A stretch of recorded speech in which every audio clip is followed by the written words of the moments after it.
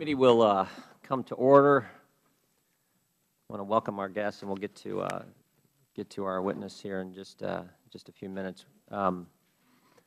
Subcommittee's hearing today continues the committee's ongoing oversight of the IRS's and its targeting of conservative tax-exempt groups. On May 10, 2013, Lois Lerner apologized for the Internal Revenue Service targeting and responding to a planted question at an obscure tax law event. 4 days later, Attorney General Eric Holder called the targeting outrageous and unacceptable, vowed that the Justice Department would begin a criminal investigation. That was May of last year. Here we are now, 14 months later, and we've heard virtually nothing from the Administration about its criminal investigation. All we have heard gives members on both sides of the aisle cause for concern. We've learned that Barbara Bosserman, an attorney in the Civil Rights Division, is playing a leading role in the investigation. Ms. Bosserman is a substantial contributor to the President and the Democrat National Committee, and now it's her job to investigate the targeting of people who opposed the President's policies. The Attorney General then comes out and says Ms. Bosserman is not alone. She's working with the Public Integrity Section and, of course, the Federal Bureau of Investigation. Then we learned that the Public Integrity Section and the FBI actually met with Lois Lerner in 2010 to discuss how to bring prosecution against these groups, the very same groups that were targeted by the IRS.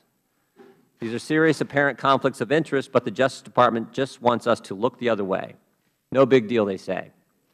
Then we have unnamed law enforcement sources who leaked to the Wall Street Journal that no criminal charges were going to be filed in the IRS targeting investigation. And then you have the President of the United States go on national television and say there's not a smidgen of corruption in the Internal Revenue Service. Well, if that's not prejudging the investigation, I don't know what is. The House has passed a resolution calling on the Attorney General to appoint a special prosecutor. 26 Democrats, and I stress that, 26 Democrats joined every single Republican in the House of Representatives in approving this measure. But the Administration still won't do anything. They still won't appoint the special prosecutor. My question is this: what more will it take for the Administration to appoint a special counsel? And then we find out just last month that the IRS lost 2 years of emails from Lois Lerner due to a hard drive crash. Mr. Cole's testimony says that the Justice Department is investigating, and that, of course, is good. Someone in the Administration recognizes that there's something rotten with missing emails, but more must be done. We have serious concerns about the Administration's investigation and serious questions for our witness today. We need to hold all wrongdoers accountable for the targeting of Americans for exercising their First Amendment rights to speak out in a political fashion, and that's why this hearing is so important. And with that, I would yield to Mr. Cummings. Thank you very much, Mr. Chairman. For an opening statement. Chairman Jordan, and I welcome to this hearing Deputy Attorney General Cole. For more than a year, Republicans have claimed that the White House directed the IRS to target conservative groups. But now that we have conducted our investigation, we know the truth. There's no evidence to suggest that the White House played any role in directing or developing the search terms identified by the Inspector General as, quote, inappropriate, end of quote, or any other aspect of how IRS employees processed these applications. We have now conducted, ladies and gentlemen, 42 interviews. These were witnesses that were called by the Republicans, and they make it very clear that an IRS screening agent in Cincinnati developed these inappropriate criteria on his own. We also know from his supervisor, who described himself as a conservative Republican, that's his quote, that he did this not for political reasons, but because he was trying to treat similar cases consistently. Not one of the witnesses we interviewed, including senior officials at the IRS, the Treasury Department, and the Justice Department, identified any White House role in this process. Our investigation also confirmed the findings of the Inspector General, who was appointed by Republicans, whose audit stated that the IRS employees reported that they were, quote, not influenced by any individual or organization outside the IRS, end of quote. The Inspector General has testified repeatedly before Congress that he has identified no evidence of any White House role or political motivation. So now the Republicans have a different argument, although they are still trying to somehow link this to the White House. Now they claim that the targeting of the conservative groups is a massive government-wide conspiracy involving the President, the IRS, the Securities and Exchange Commission, the Federal Election Commission, and numerous other agencies, all coordinated in response to the Supreme Court's decision in Citizens United. They claim that the Justice Department is a key player in the conspiracy. They accuse the Department of engaging in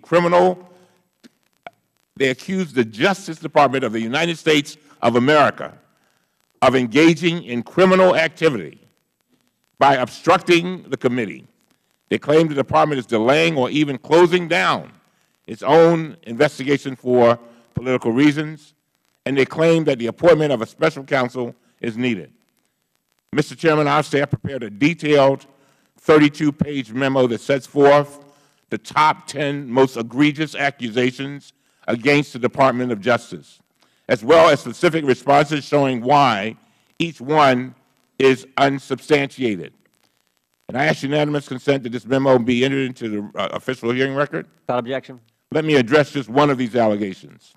Last month, Chairman Issa and Chairman Jordan sent a letter to the Attorney General claiming that the Department conspired with the IRS to compile an illicit registry with more than 1 million pages of confidential taxpayer information in order to criminally prosecute conservative groups for their political speech. Here is what that letter said. Quote, the IRS transmitted 21 disks containing over 1.1 million pages of non-profit tax return information, including confidential taxpayer information protected by federal law, to the Federal Bureau of Investigation in October 2010, end of quote. Their letter then accused the Department of working with the IRS to, quote, assemble a massive database of nonprofit groups, end of quote, which they called, quote, an illicit and comprehensive registry. These accusations are complete nonsense. There's no illicit registry. There's no singling out of conservative groups. The vast majority of information was available to the general public, and this information was never used for any investigation or prosecution. In 2010, the IRS provided Form 990s not only from conservative groups, but from all groups, regardless of political affiliation. And it wasn't until earlier this year, more than 3 years later, that the Department discovered that a very limited amount of confidential taxpayer information was stored on those disks. This was an inadvertent error that affected only 33 of 12,000 forms on those disks, less than half of 1%. The bottom line, as I close, is that these disks were never even reviewed by the FBI or used as part of any investigation or prosecution. On May 29th, the Department wrote a letter to the committee stating as follows, quote, FBI advises that upon receipt of the disk, an analyst imported the index, which is set forth in one of the disks, into a spreadsheet, but did nothing further with the disk, and to the best of our knowledge, the information contained on the disk was never utilized for any investigative purpose, end of quote. That's from the FBI. Where is the so-called illicit registry? The fact is that it simply does not exist. This is not the basis of a White House scandal. This is the latest example of Republicans desperately searching for one and then using any excuse they can to manipulate the facts until they no longer have any resemblance to the truth. Our committee has now held 10 hearings on the issue, and the IRS has spent more than $18 million responding to congressional investigations. It is time to stop wasting millions of taxpayer dollars and start focusing on reforms to help our government work more effectively and efficiently for the American people. And with that, I yield back.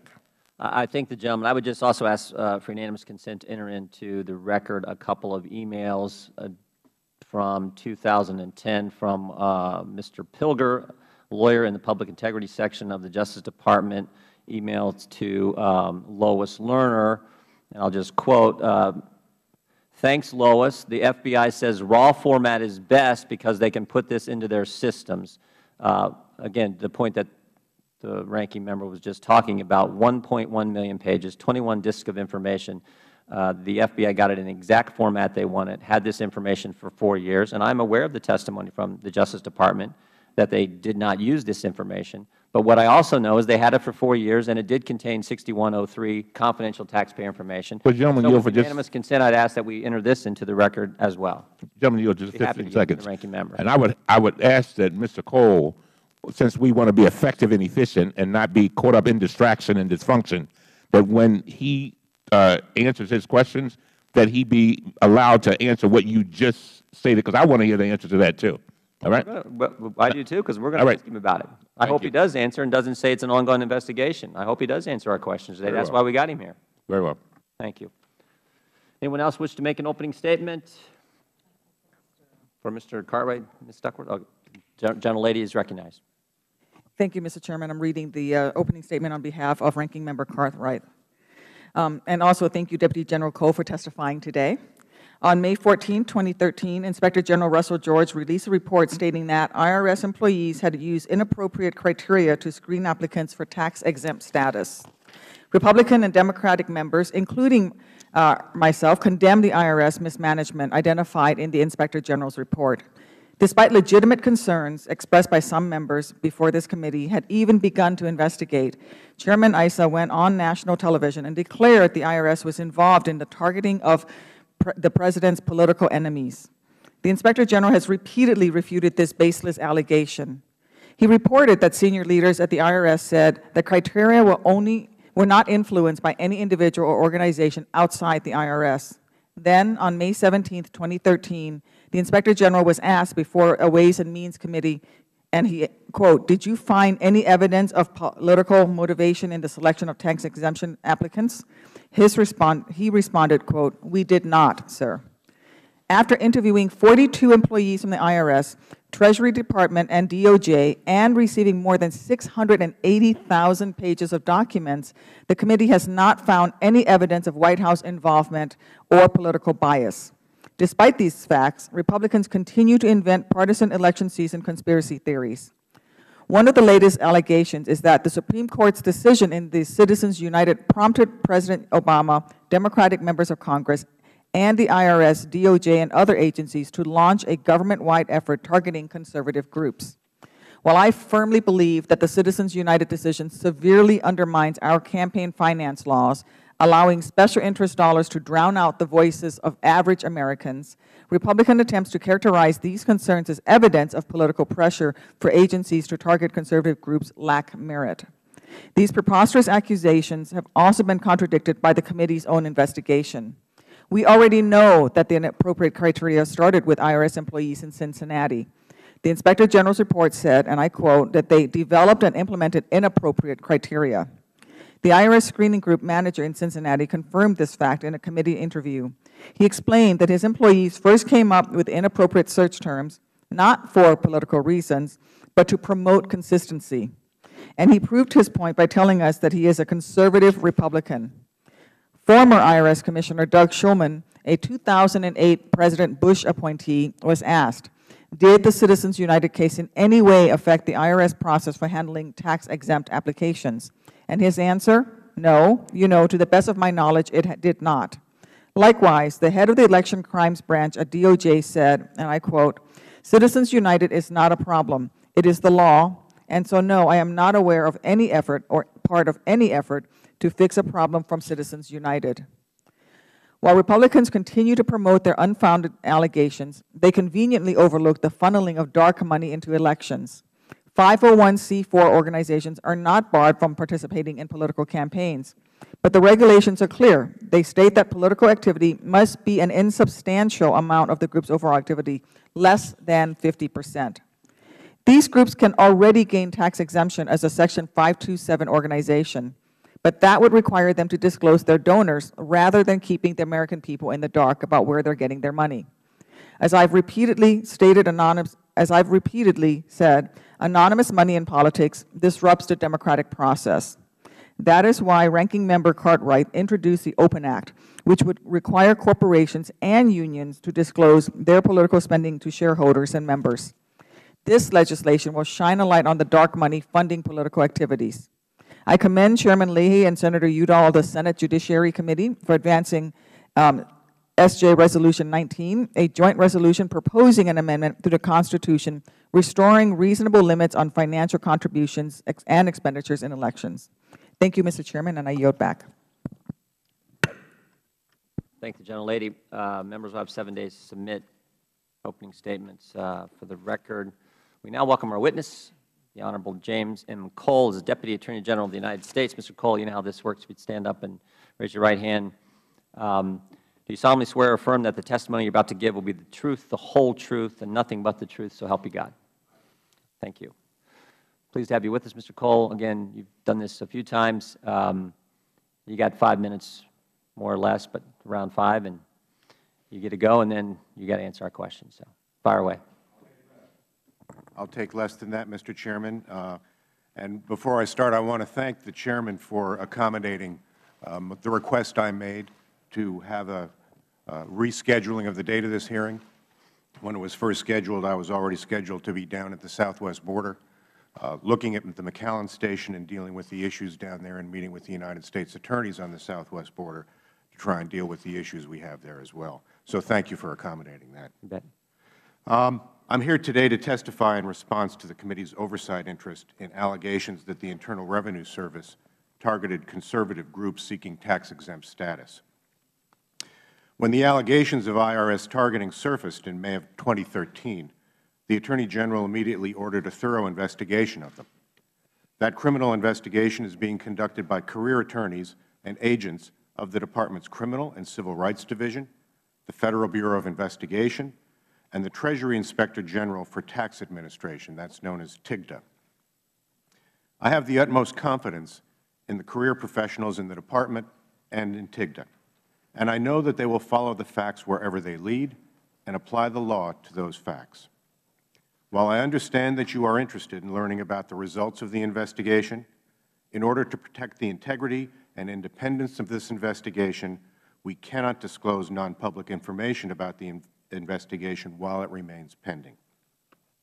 This is consistent with the long-standing Department policy across both Democratic and Republican administrations, which is intended to protect the effectiveness and independence of the criminal justice process as well as the privacy interests of third parties. I can, however, tell you that the investigation includes investigating the circumstances of the lost emails from Ms. Lerner's computer. In response to your requests, we have undertaken substantial efforts to cooperate with the committee in a manner that is also consistent with our law enforcement obligations. We have produced documents relating to the limited communications regarding 501c organization by Criminal Division attorneys with Lois Lerner, who is the head of the Exempt Organizations Division at the IRS. We have also taken the extraordinary step of making available as fact witnesses 2 career prosecutors from the Department's Public Integrity Section who explained these contacts with Ms. Lerner. In 2010, for the purpose of understanding what potential criminal violations related to campaign finance activity might evolve following the Supreme Court's decision in Citizens United versus the FEC, a Public Integrity Section attorney reached out to the IRS for a meeting and was directed to Ms. Lerner. In the course of that meeting, it became clear that it would be difficult to bring criminal prosecutions in this area, and in fact, no criminal investigations were referred to the Department of Justice by the IRS, and no investigations were opened by the Public Integrity Section as a result of the meeting. A separate contact between the Public Integrity Section and Ms. Lerner occurred in May of 2013, when the Department of Justice had been asked both in a Senate hearing and in a subsequent letter from Senator Sheldon Whitehouse whether the Department and the Treasury Department had an effective mechanism for communicating about potential false statements submitted to the IRS by organizations seeking tax-exempt status. An attorney in the Public Integrity section reached out to Ms. Lerner to discuss the issue. Ms. Lerner indicated that someone else from the IRS would follow up with the section, but that follow-up did not occur. In sum, these two instances show that attorneys in the Public Integrity section were merely fulfilling their responsibilities as law enforcement officials. They were educating themselves on the ramifications of changes in the area of campaign finance laws and ensuring that the Department remained vigilant in its enforcement of those laws. As we have explained to the committee previously, in 2010, in conjunction with the meeting I previously described, the IRS provided the FBI with disks that we understood at the time to contain only public portions of filed returns of tax-exempt organizations. As we have indicated in letters to the committee, the FBI has advised us that upon their receipt of those disks, an FBI analyst reviewed only the index of the disks and did nothing further with them. To the best of our knowledge, they were never used for any investigative purpose. Pursuant to the committee's subpoena, we provided you with copies of the disks on June 2, 2014, when it remained our understanding that the disks contained only publicly available information. Shortly thereafter, the IRS notified the Department that the disks appeared to inadvertently include a small amount of information protected by Internal Revenue Code Section 6103, and we promptly notified the committee of this fact by letter on June 4, 2014. We promptly provided our copies of the disks to the IRS and suggested that the committee do the same. In order to provide you with our best information regarding the disks, including the fact that they were not used by the FBI for any investigative purpose, we have now written the committee several letters regarding the disks, and the Director of the FBI answered questions about them from Chairman Jordan in a House Judiciary Committee hearing on June 11th of this year. We recognize the committee's interest in this matter. We share that interest and are conducting a thorough and complete investigation and analysis of the allegations of targeting by the IRS. While I know you are frustrated by the fact that I cannot at this time disclose any specifics about the investigation, I do pledge to you that when our investigation is completed, we will provide Congress with detailed information about the facts we uncovered and the conclusions we reached in this matter. Thank you, Mr. Chairman. I will now be happy to answer the questions. Thank you. The gentleman from Florida, Mr. DeSantis, the Vice Chair, is recognized.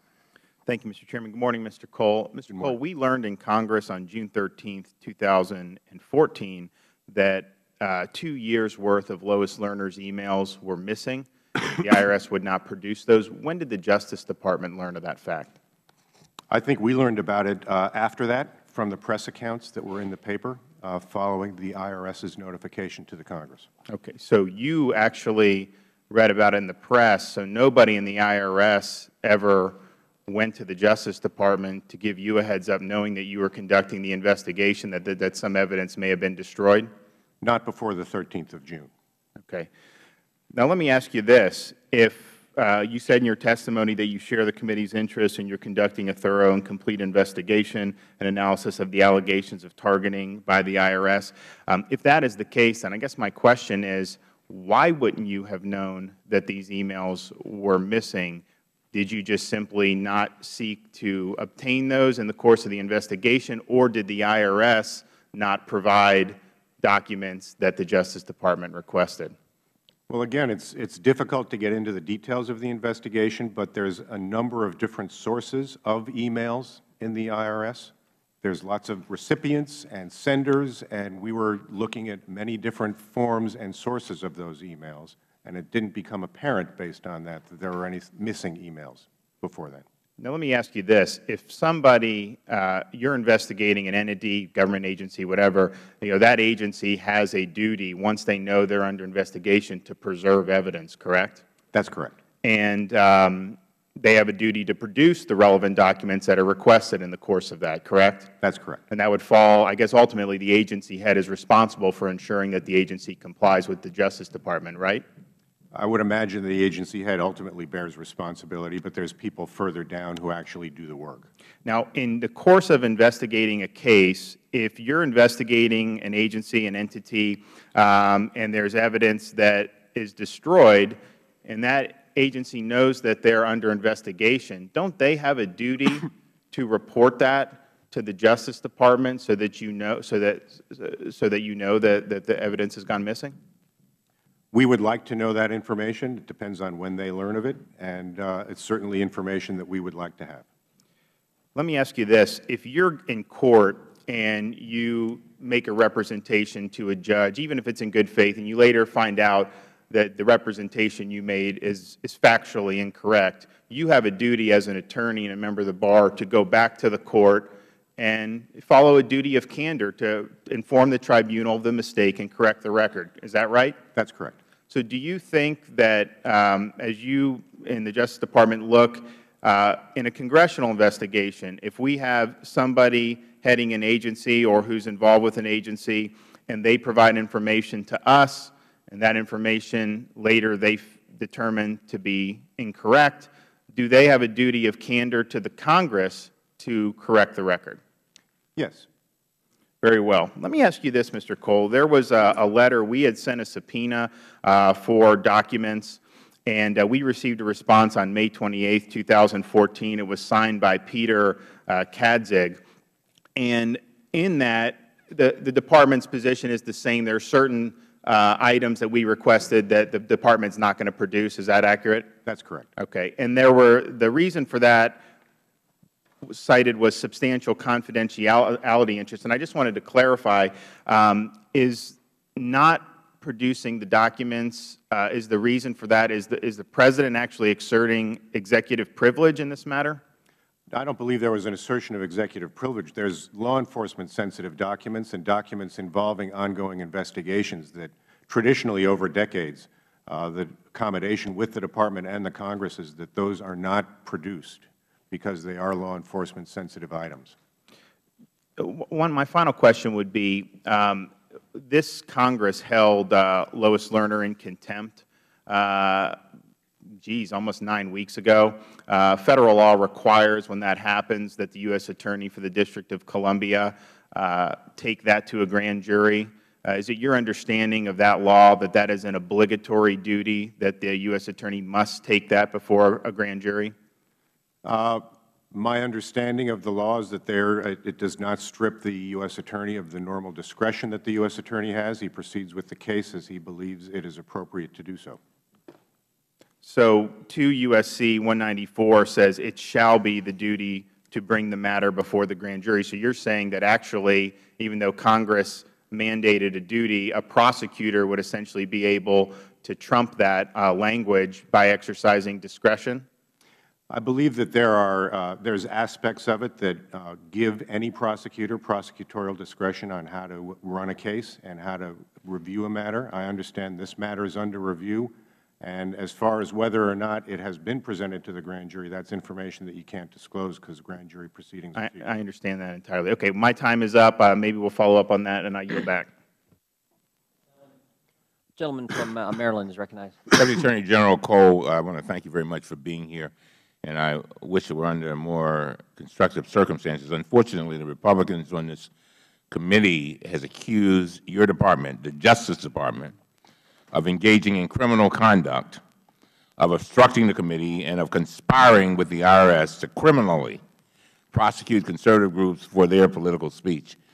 So let me ask you directly, are any of those accusations true? No, they're not. Okay, let me focus on one specific accusation. Chairman Issa and Chairman Jordan have accused the Department of Justice of conspiring with the IRS to create what they call an, quote, illicit registry, end of quote, of confidential taxpayer information to prosecute conservative organizations.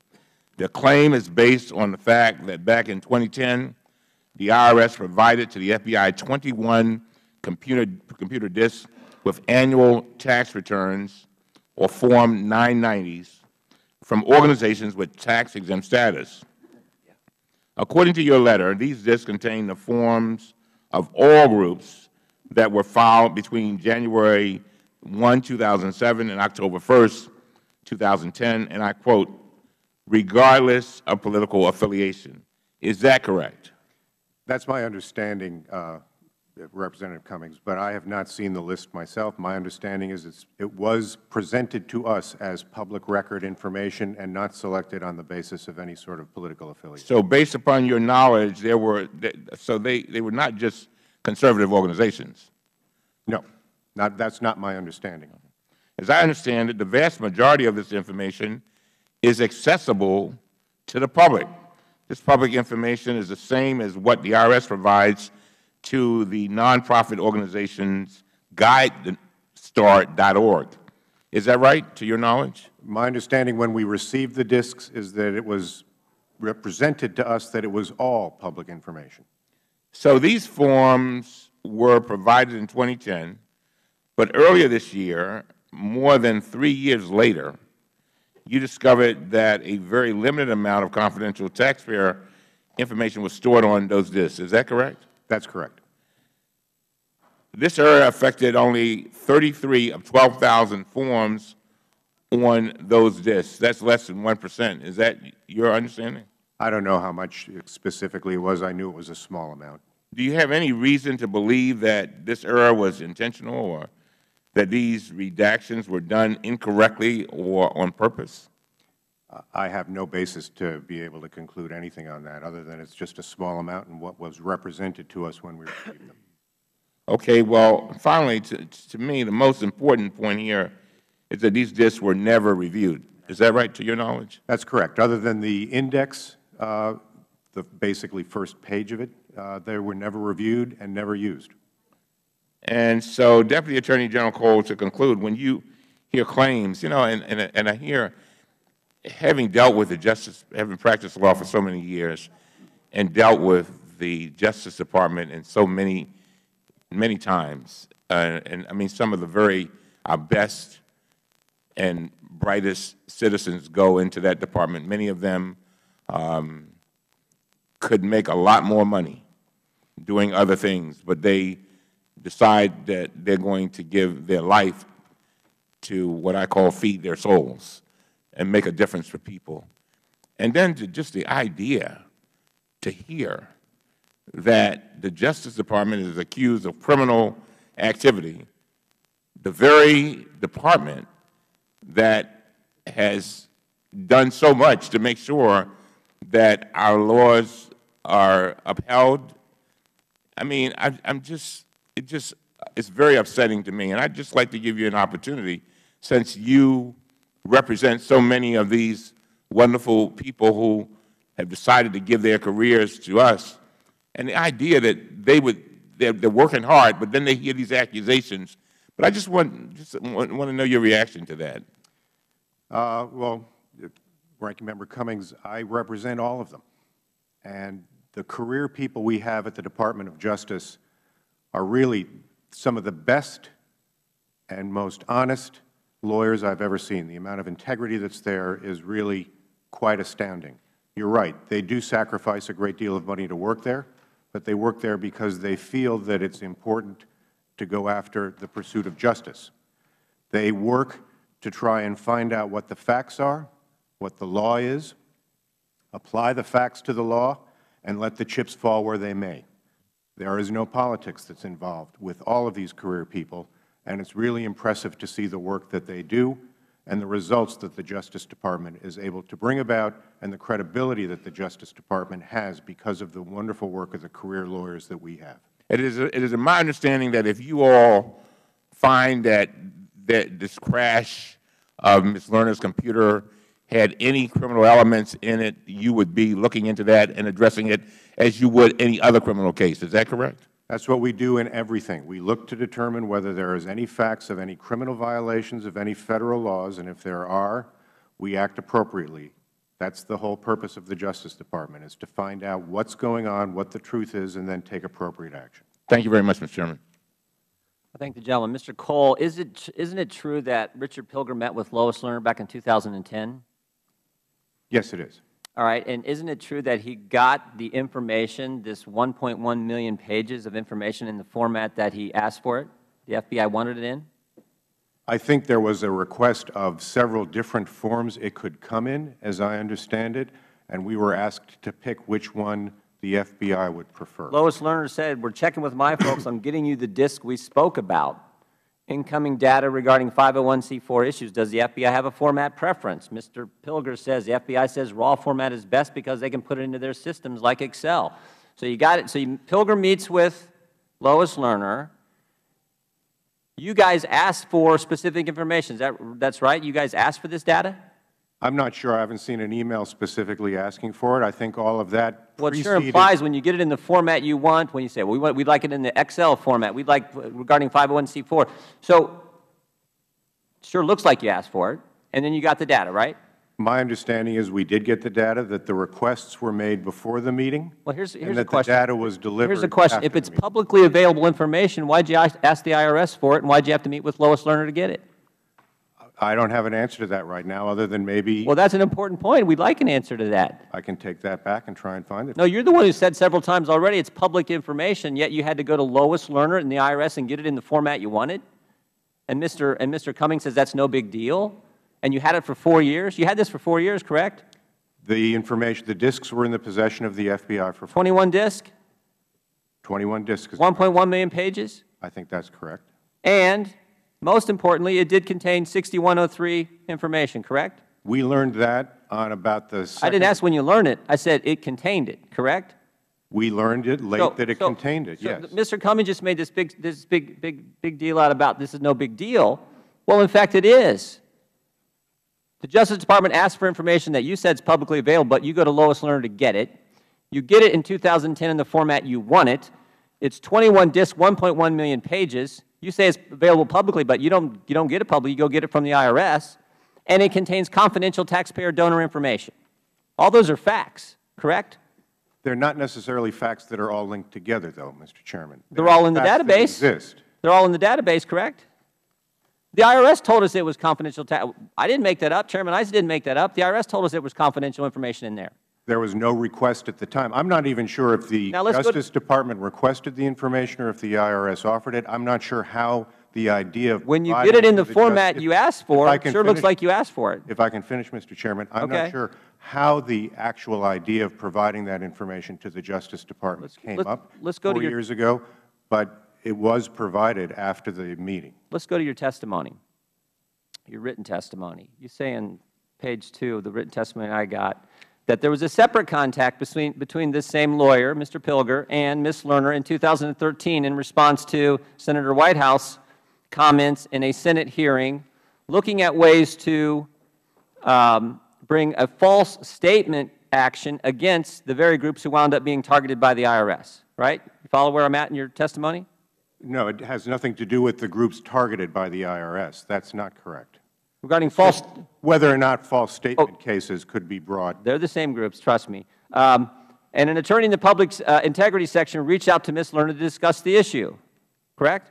I'm just reading your testimony. Ms. Lerner indicated that someone else from the IRS would follow up with the section, but that follow-up did not occur. Why didn't the follow-up occur? I don't know. You don't know? I don't know. That would be. Let me give you a reason why I think it might not have occurred. Because this correspondence, this meeting took place on May 8th, 2013. You know what happened 2 days later, Mr. Cole? Yes, I do. What happened 2 days later? Ms. Lerner gave a speech at an ABA conference and talked about this issue. Yeah, where she explained to the whole world that the IRS was caught with their hand in the cookie jar and they, in fact, were targeting conservative groups. That's why the follow-up didn't occur. So 2 days before, the very lawyer who met with Lois Lerner in 2010 got the database in the format they wanted. 2 days before jump ahead 3 years later, 2 days before Ms. Lerner goes public, he's meeting with Ms. Lerner again and saying follow-up will take place, but the follow-up doesn't take place because Ms. Lerner goes public and says, you know what? Targeting did, in fact, happen. She tried, with a planted question at a Bar Association speech, spin this in a way that blames good public servants in Cincinnati, which we know is false. And Mr. Cummings says that's no big deal, that you had all this information. Give me a break. One last question I have before I go to the next member. So John Koskinen told this committee just a week ago that he knew in April of this year that a substantial portion of Lois Lerner's emails were lost. And he waited 2 months to tell us, and he waited even longer to tell you. If a private citizen does something like that, under investigation, finds out they've lost important documents, and doesn't tell someone, that's a problem. So is it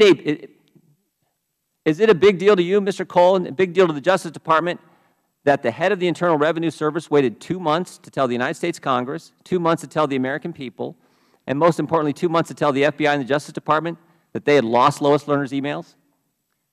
This is a matter, obviously, we'd like to know about the loss of the email. I'm asking, is it a big deal that he waited 2 months? It depends on what the circumstances were behind it. Circumstances were, he knew in April. He said that when I asked him questions just last week, he said he knew in April. And I asked him, why didn't you tell us? And he would have, but he waited 2 months. I would like to know all the circumstances from him as to why there was the 2-month wait. I would have liked to know right away as well. Before I answer the question whether it's a big deal. All right. Yield to the gentlelady from Illinois. Thank you, Mr. Chairman. I believe that in his testimony, the response to why there was a 2-month wait was that he was informed, and then for the next 2 months they were attempting to recover the lost emails from other host computers where those emails were located, so that just because you lose the emails from Ms. Lerner's hard drive, where she was the from sender, that they would exist in the 2 recipients' computers. There were, I believe, over 80 other host computers where they were looking. So that is part of the delay. But I would like to know also the full extent of what was going on as well. Deputy General Cole, as I'm sure you're aware, the nature of the Justice Department's investigation into the IRS practices regarding the tax-exempt applications has been subject to lengthy discussions before various congressional committees. Despite unsubstantiated allegations that the Justice Department has prematurely closed its investigations for political reasons, Attorney General Holder has repeatedly confirmed before both the House and Senate Judiciary Committees that the Justice Department and FBI are still actively investigating this matter. On January 29, 2014, the Attorney General testified before the Senate Judiciary Committee that the matter, and I quote, is presently being investigated, interviews are being done, and analysis is being conducted. Several months later, on April 8th of 2014, the Attorney General further testified before the House Judiciary Committee and confirmed that the Department's investigation was still an ongoing matter that the Justice Department is actively pursuing. Deputy Attorney General Cole, can you please confirm that the Department is still actively investigating IRS practices surrounding tax-exempt applications? This is still an ongoing investigation. That's correct. Thank you. So accusations that the Department has prematurely closed its investigations are false. Is that correct? That's correct. Thank you. Some have also lamented the length of time this investigation has spanned. In your experience, is it uncommon for complex investigations such as this one to take a substantial amount of time to complete? Both as a prosecutor and a defense attorney, this is not an unusual amount of time for an investigation like this. Thank you. In your opinion, is there anything unusual or troublesome about the length of time the Department's IRS investigation is taking?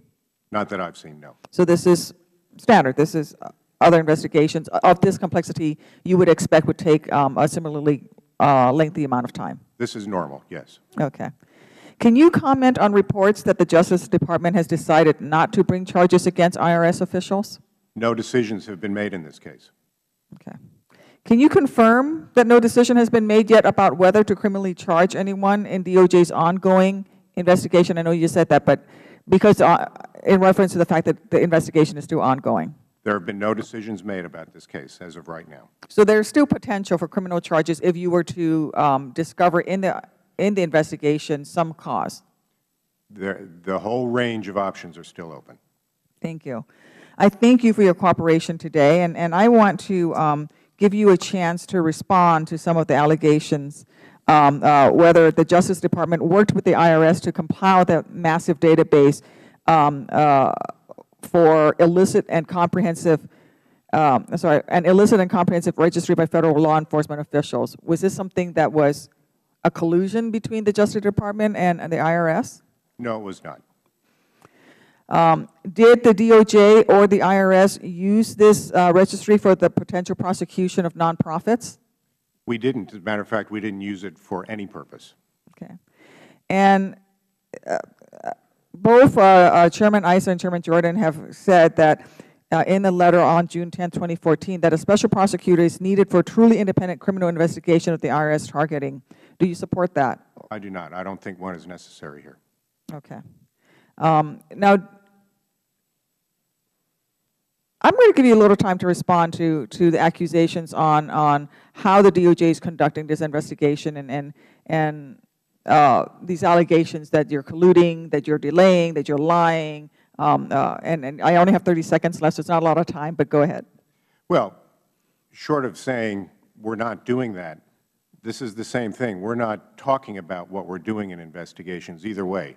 If my answers would help us or would hurt us, we're not talking about what we do in investigations. That's just how we proceed with investigations for a lot of very good reasons. Why would that?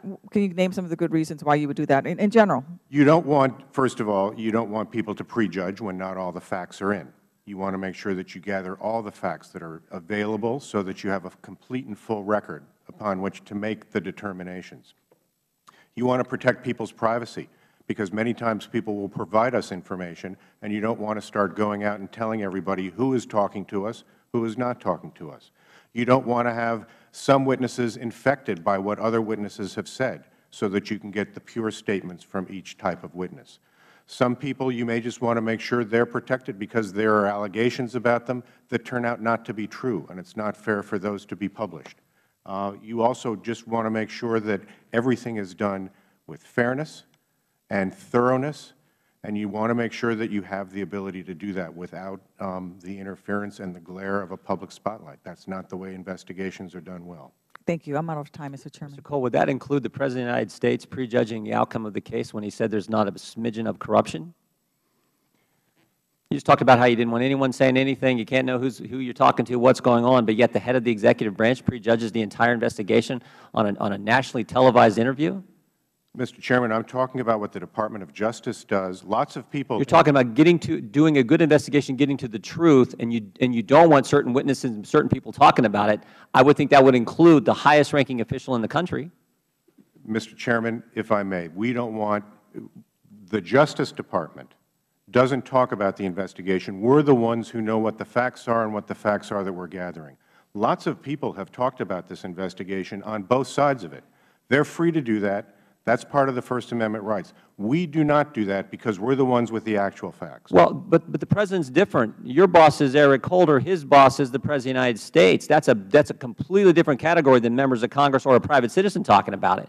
All I'm saying is you just went through a whole list of why you can't talk about certain things. You can't tell us what you're doing. You can't even tell us who's all involved in the case. But somehow we bring up the President. No big deal. I just failed to get that one. The gentleman from Arizona, Mr. Gozar, is recognized. Given the topic of this hearing, I assume you're familiar with the portion of the Code of Federal Regulations dealing with the prohibitions on disqualification arising from personal or political relationship with regard to criminal investigations, correct? Yes. That's Title 28, Section 45.2 of the Code of Regulations, correct? That's correct. So you surely understand that it explicitly states, and I quote, "No employee shall participate in a criminal investigation or prosecution if he has a personal or political relationship with any person or organization substantially involved in the conduct that is the subject of the investigation or prosecution, or any person or organization which he knows has a specific and substantial interest that could be directly affected by the outcome of the investigation or prosecution." Do you understand that? Yes, that's what it says. You probably also understand that there is a carve-out section, B, that states, "An employee assigned to or otherwise participating in a criminal investigation or prosecution who believes that his participation may be prohibited by paragraph A of this section shall report the matter and all attendant facts and circumstances to his supervisor at the level of the section chief or the equivalent or higher. If the supervisor determines that a person or political relationship exists, he shall relieve that employee from participation unless he determines further in writing, after full consideration of all the facts and circumstances, that the relationship will not have the effect of rendering the employee's services less than fully impartial, professional, and the employee's participation would not create an appearance of a conflict of interest likely to affect the public perception of integrity of the investigation or prosecution." You understand all that this applies to the Department of Justice, correct? Yes, it does. Do you dispute that this is the regulation and guidance under the Code of the Federal Regulations? This is the regulation and the guidance, yes, sir. Do you believe that Barbara Bosserman, attorney of the Department of Civil Rights Division and a major contributor to the President Obama's campaign and the Democratic National Committee, meets those standards set forth in the code? You have to look at Section C of that regulation, which defines those terms. And it defines a political relationship means a close identification with an elected official, a candidate, whether or not successful, for elective public office or a political party or a campaign organization arising from service as a principal advisor thereto or a principal official thereof. But wouldn't you say a principal advisor is somebody that contributes to that party? No. An advisor would not be a person who makes a contribution. Really? Do you also believe that she should also have brought this forward as a conflict of interest? I believe that as the definition states, she didn't fall within the political relationship under the definition. Well, let me ask you a question. Are you familiar with the impeachment of Richard Nixon? I am. Article 2, Exhibit 1 was the IRS. So this is very, very poignant in the public's mindset is the power to tax is the power to destroy. So, I mean, even more scrutiny should be applied to this. Would you not agree? We're applying a great deal of scrutiny to So, I mean, once again, the same type of code should be very explicit to Ms. Bosserman in regards to making sure that it's squeaky, squeaky clean in regards to the perception to the public. I agree, and she did not meet the definition. Sidestepping, I would say. I mean, I would respectfully disagree. I'm not an attorney, but I'm a dentist, and just the implication of that aspect in a public light, Main Street America, would show that there was a conflict of interest. And I think from that standpoint, the public is the one that we should be adhering to, their perception of making sure it's a fair and equitable evaluation. And I think that goes not only to you, but also Mrs. Bosserman in regards to their concept to the public. And I think they owe that further detail. Would you not agree? Well, I think you have to go through the regulations. You have to apply the law to the matter. And the law in this matter has a very clear definition of what is meant by the terms. And those terms did not encompass Ms. Bosserman. I see. So I want to go back to some of the comments you made here. I mean, the President made a comment that there's not a smidgen of opportunity there's corruption in this case. Would you agree with that terminology? Congressman, this investigation is opened, and well, I mean, I'm going to cut you off there because how would you define a smidgen? Small? Congressman, I am smidgen, not, small. Is it big? Is it small? What's a smidgen? I'm not sure the context and the meaning that the President gave. So you weren't watching the Super Bowl? I was. So you actually did hear that. So, I mean, you're a literate person, so a smidgen would be what? A smidgen is small. So in this case, there is not an opportunity for something to be wrong and corruptive in this aspect, from your professional judgment? Congressman, I'm not going to comment on the findings that we have made so far and the facts that we've gathered in this investigation. We don't do that. If somebody else wants to render an opinion. Let me ask you a question. I'm going to cut you off right there. You made a comment to the ranking member that these individuals that work as career attorneys are fantastic people. Are they human? Of course they are. So they do make mistakes? Of course they do. Well, thank you very much. Gentleman from Pennsylvania is recognized. Thank you, Mr. Chairman. Deputy Attorney General Cole, thank you for being here today. I do hope we can use this opportunity to lay to rest some of the more outrageous allegations that have been circulating about the Department of Justice.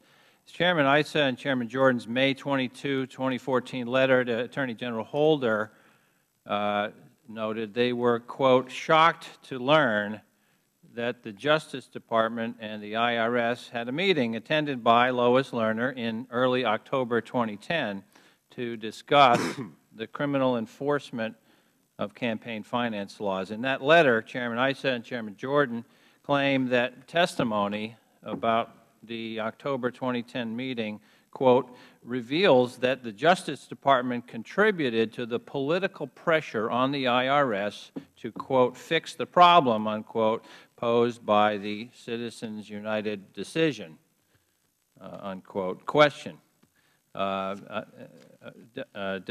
Deputy Attorney General Cole, do you have any reason to believe that the October 2010 meeting between IRS and DOJ representatives was improper in some fashion? No, I do not. Okay.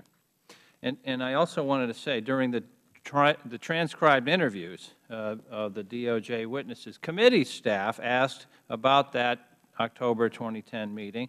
The chief of DOJ's Public Integrity Section had the following exchange with committee staff. Question: at the October 8, 2010 meeting, did you or anyone else from the Department of Justice suggest to IRS employees that they should, quote, fix the problem posed by Citizens United decision, unquote? Answer: no. And the question was, in your opinion, does the Citizens United decision pose a problem?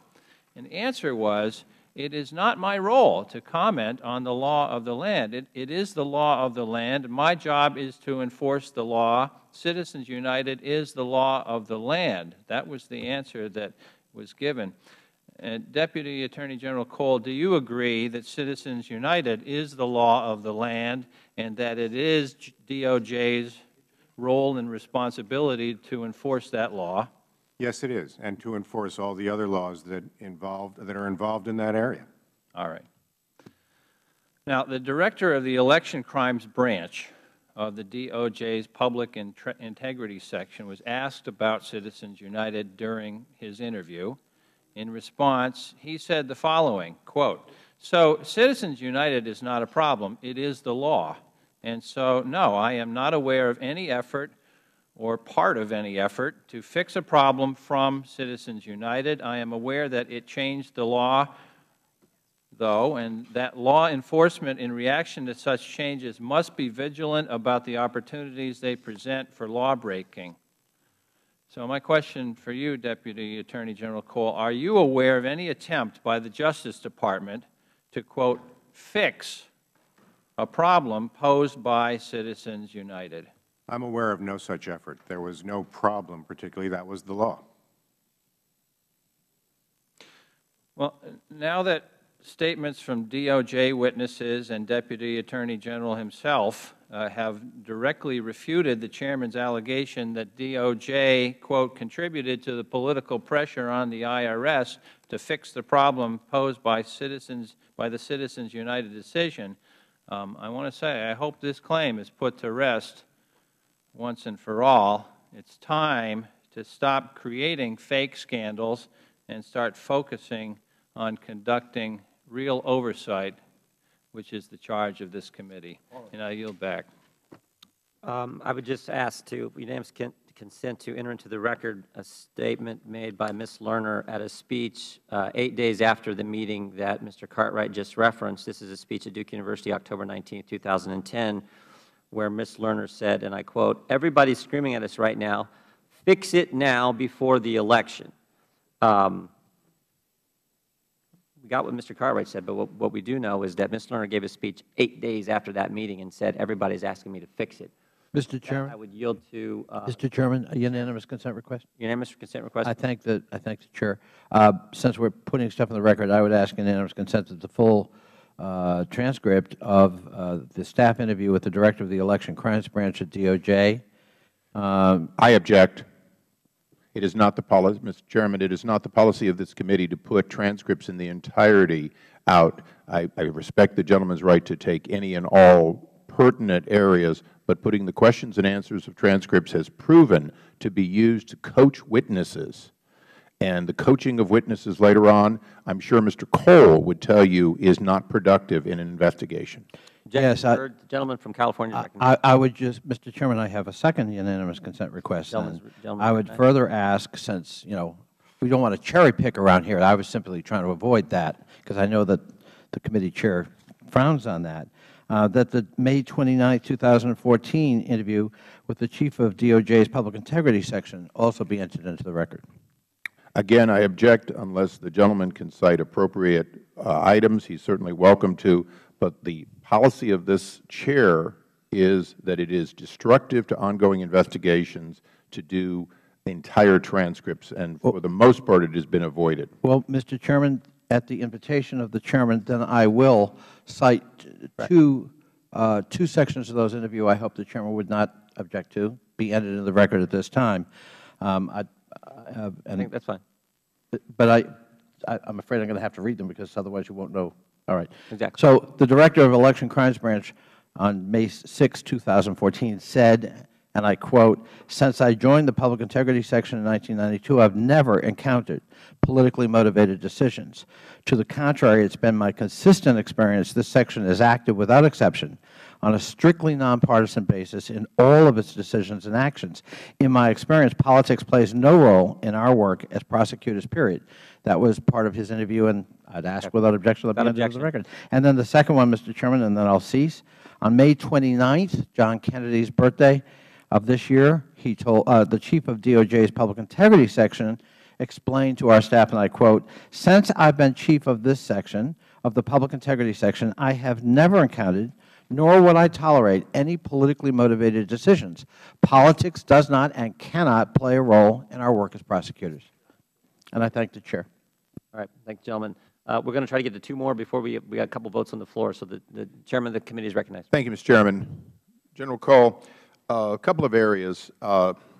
Would you agree that it would be wrong to continue an investigation for any length of time if there isn't a smidgen of evidence of wrongdoing? If you've completed the investigation and you have satisfied yourself that there is no wrongdoing in the investigation, then the investigation is done. That wasn't my question, General Cole. My question was, if you begin an investigation and you go through weeks, months, now basically a year, and you do not have a smidgen of evidence of a crime, is it appropriate to continue spending taxpayer dollars? It depends on whether you think there is a chance that you may find additional evidence of crime. So, whether Mr. Cole, taken all the avenues Mr. Cole, that you need to. General Cole, you have an ongoing investigation. It has been going on now for a year. You have confirmed an ongoing investigation.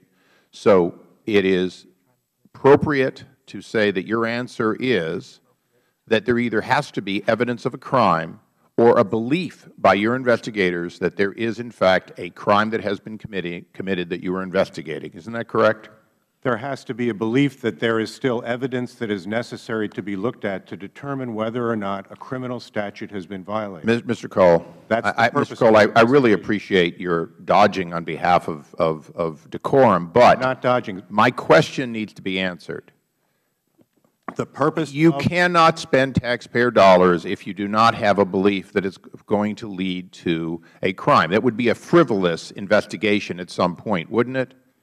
You continue looking for crimes for years on innocent people when, in fact, there isn't a smidgen of evidence. You continue looking at somebody for criminal investigation for months or years without any evidence just because you, in the long run, think it might happen? You start investigations based on an— No, that was a yes or no, General Cole. It really is. Do you do that? I outlined a rather repugnant accusation that the minority has made about this Chair and this committee, that we are continuing to investigate wrongdoing by the IRS, both in Cincinnati and particularly in Washington, led by Lois Lerner. We continue to investigate it because we believe, and Ways and Means has referred to you, criminal allegations. Do you continue to investigate? If not, we're not talking about whether or not you're going to get a successful prosecution, a conviction. We understand that all of that, sometimes you go for years and you never get, like organized crime, you don't necessarily get a conviction. You don't get what you need. But would you continue investigating as you have if you did not have, if your investigators did not have a belief that a wrongdoing had occurred for which you were trying to build a case? And please, that's a yes or no. Mr. Chairman, unfortunately, it's not quite a yes or no. Oh, yes, it is, and we're going to have this conversation. Would you continue to take people's time, money, force them to get attorneys, investigate, subpoena, grab information, interview people? Would you do that if you did not have a belief that there was a possibility of a crime and one that you thought worth investigating? Would you do that? Can I give you my answer, and then you can always follow up? And You could give me a yes or no, and then you could further explain. Your boss, the Attorney General, is a bad witness. Please don't be a bad witness. I'm trying not to be a bad witness. Okay. But not that every was a question question. is a yes or a no. Mr. Cole, that was a question that you could answer yes or no. Would you continue to investigate people without a smidgen of evidence? Would you continue to spend the taxpayer dollars when, in fact, there was no reasonable belief that a crime had been committed? Sometimes you investigate to ensure that you have evidence that one wasn't committed. So or you to could find be, out whether you one could was be, committed. Mr. Cole, that means that you could be spending the time and money trying to prove that Lois Lerner is innocent and that this committee was wrong in accusing her. You could be doing that. We're not trying to prove anything. I didn't ask what you were trying to do. I asked We're trying to find out what the facts are and determine whether okay, well, or let not me, there is action let me that get should to be taken. my obligation to try to get to the facts. I issued you a lawful, constitutionally mandated subpoena. I issued a subpoena to the Attorney General, and in it we asked for all documents and communications between Lois Lerner and employees of the Department of Justice. You responded and said, we also have not included documents reflecting the Department's internal deliberations about law enforcement matters, fine, in which we have substantial confidential interests because we believe that the disclosures would chill candid exchange of interviews that are important to sound decision-making. You recognize those words? Mr. Peter Kazak, sitting behind you, could shake his head, yes, he signed the letter. That's a standard policy of the Justice Department. So I just want to make it clear. The standard policy of the Department of Justice is you don't give us the Q&A of your interviews because it could have a chilling effect on or adversely affect your ongoing investigations. Is that correct? That's correct. Great. I just wanted to make sure we understood that was what good investigations do. However, when we subpoenaed the documents between the Department of Justice and Lois Lerner, we got one tranche. That tranche shows that, in fact, either Justice wanted the goods on lots of people, including information that wasn't publicly available, taxpayer ID information, or Lois Lerner sent that information and the Department of Justice didn't want it. It's only one of the two because it did get sent. When we subpoenaed all the communications, was there any reason that you would not and have not delivered to us all of those documents, since that is not your investigation of Lois Lerner, but in fact our investigation of you? I would have to. You being the Department of Justice in addition to Lois Lerner, since there obviously was a relationship there in which documents inappropriate to be sent were sent. Right. I'd have to go back and look. There's a difference between the documents that were created at the time and documents that have been created in determining how to respond, as is described in the letter. I don't know which documents are being withheld at this point, Mr. Chairman, so we'd have to look at those to see which ones they are. Will you commit today, in the case of documents that would have been exchanges between Lois Lerner or documents that Lois Lerner may have asked to be sent back and forth, communications in those periods of time? This is before, obviously, before you were debating whether to give us information or not, but the documents related to her activities and the IRS's activities. Will you agree either to give us all the documents related to correspondence back and forth between the IRS and anyone at the Department of Justice in this time period that may have been related to the ongoing investigation, 501c3s and C4s and so on, or give us a privilege log, understanding that, as an attorney, one or the other is due us? Will you commit to do that? We will commit to give you the documents, or we will give you an indication of what types of documents we are not providing you, as we have done in the past, so that you will understand. Will you do it in the form of a privilege log so that the documents have sufficient specificity to individually make the claim of why there is a specific privilege, not a blanket, we're giving you some, we're not giving you others, if you don't mind? My understanding, Mr. Chairman, is that we have not given privilege logs in the past, and we see no reason to start that now, but we will give you information that will allow you to understand the nature of the documents that are not being provided. My understanding is that your boss has been held in contempt because he refused to give us documents related to laws being broken by lying to Congress and the people who knew about it for 10 months, and those internal documents have yet to be produced, in spite of the fact that it's before the Court and 2 years later. So understand, I don't care about your history. I don't care about anything except the Constitution. And when the discussion was going on about Citizens United, I almost interrupted for one reason. It's not about the law. Citizens United is a constitutional decision. It is not a law that can be fixed. You cannot fix a constitutional decision. The Constitution was a decision that the President objected to. The Constitution was the one that he truly failed to have decorum in the well of the U.S. House of Representatives when he reprimanded the Supreme Court for their decision in Citizens United. And Lois Lerner thought publicly and said publicly, they want us to fix it, and Lois Lerner went about trying to fix it by going after conservative groups for what they believed and working with the Department of Justice to try to get audits and further prosecution of people who essentially were conservatives and asserting their constitutional free speech. So, Mr. Cole, I hope that you would never investigate Lois Lerner or the crimes related to this if there wasn't a smidgen of evidence. I would hope that you were doing it because, in fact, as we know on this committee, crimes were committed, regulations were violated, rules were broken, and Americans' constitutional rights were violated by Lois Lerner and perhaps others around her. And I would hope that's the reason your investigation is ongoing. And I look forward to those privilege logs. Thank you, Mr. Chairman. I yield back. Gentleman from Nevada is recognized, or we can come. We're going to come back. We're going to recess. But if you want to go now, we got 3 minutes and 40 seconds left in the vote. Mr. Chairman, I actually asked for unanimous consent under Rule 9 that the minority be given equal time based on the fact that the Chairman went over additional 5 minutes. Yeah, I've been very lenient with the time, and I've let the ranking member go over, and we'll be happy to let you go over if you want. But that may mean we miss votes. But go right ahead. Thank you. Thank you, Mr. General, for being here today. And I want to start by, again, just reiterating the fact that the Chairman asked at the beginning of this hearing for you to swear under oath that you were telling the truth, the whole truth, and nothing but the truth before this committee. And so throughout the questioning, you have indicated that this investigation is ongoing by the Department of Justice. Is that correct? That's correct.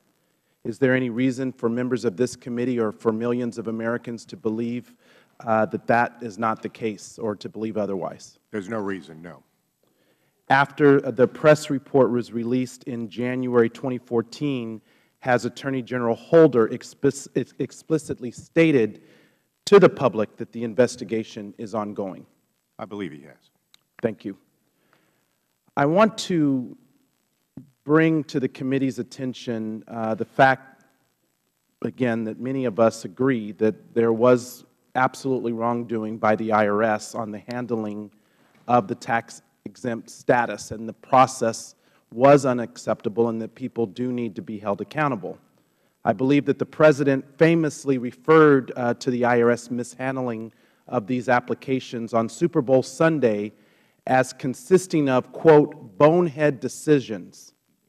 The President went further and commented that there was, quote, not even a smidgen of corruption. Now, much has been made of the President's statements. Chairman Goodlatte asked during a June 11, 2014 judiciary hearing, quote, how can we trust that a dispassionate investigation is being carried out when the President claimed no corruption occurred? During the same hearing, Chairman Goodlatte asked FBI Director James Comey, quote, can you explain why there's an investigation given that the President said that there was not even a smidgen of corruption? Director Comey responded, I mean no disrespect to the President or anybody else who's expressed a point of view about the matter, but I don't care about anyone's characterization of it. I care, and my troops care, only about the facts. There's an investigation because there was a reasonable basis to believe that crimes may have been committed, and so we're conducting that investigation.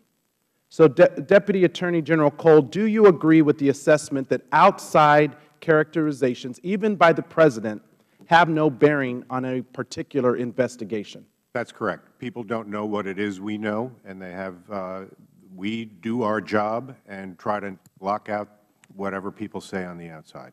Is it accurate to say that the Department does not take direction from the President on how to conduct ongoing investigations? We do not, and that's a very specific line that is drawn. The gentleman yield. Yes. Just for just a second. Mr. Chairman, I understand we have less than a minute, Mr. Chairman. I don't know whether you were coming back. Were you coming back? Yes. Can he resume his question when he comes back? I mean, if you don't mind. I want us to be able to vote.